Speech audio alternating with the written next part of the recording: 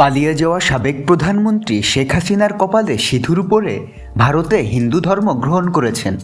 সম্প্রতি সামাজিক যোগাযোগ মাধ্যমে এরকম একটি ছবি ভাইরাল হয়েছে। এর আগেও শেখ হাসিনার বিরুদ্ধে হিন্দু ধর্ম গ্রহণ করার অভিযোগ উঠেছিল। 1996 সালে হাসিনা যখন প্রধানমন্ত্রী হয় তখন এমন অভিযোগ উঠেছিল।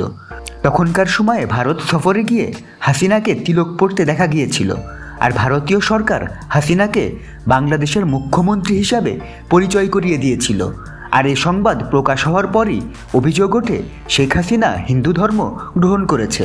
তবে আসলেই তিনি হিন্দু ধর্ম গ্রহণ করেছেন কিনা সেই বিষয়ে ফ্যাক্ট চেক করেছেন যুক্তরাজ্য ভিত্তিক ভারতীয় ফ্যাক্ট চেক সংস্থা লজিক্যালি ফ্যাক্টস।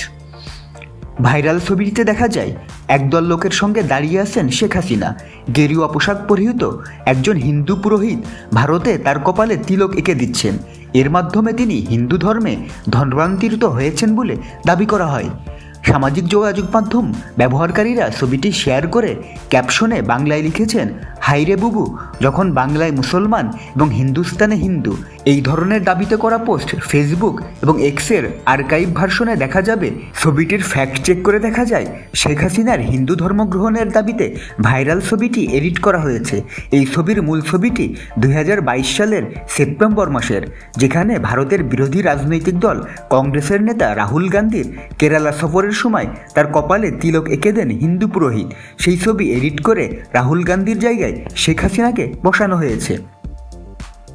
ফ্যাক্ট চেকের মাধ্যমে এটা প্রমাণিত হয়েছে যে ছবি প্রকাশের মাধ্যমে হাসিনা হিন্দু ধর্ম গ্রহণ করেছেন বলে দাবি করা হচ্ছে সেটা সম্পূর্ণ মিথ্যা এবং ভিত্তিহীন। তো বন্ধুরা, ভিডিওটি নিয়ে কোনো মন্তব্য থাকলে কমেন্টে জানান, আর আমাদের চ্যানেলে নতুন হলে সাবস্ক্রাইব করুন। ধন্যবাদ সবাইকে।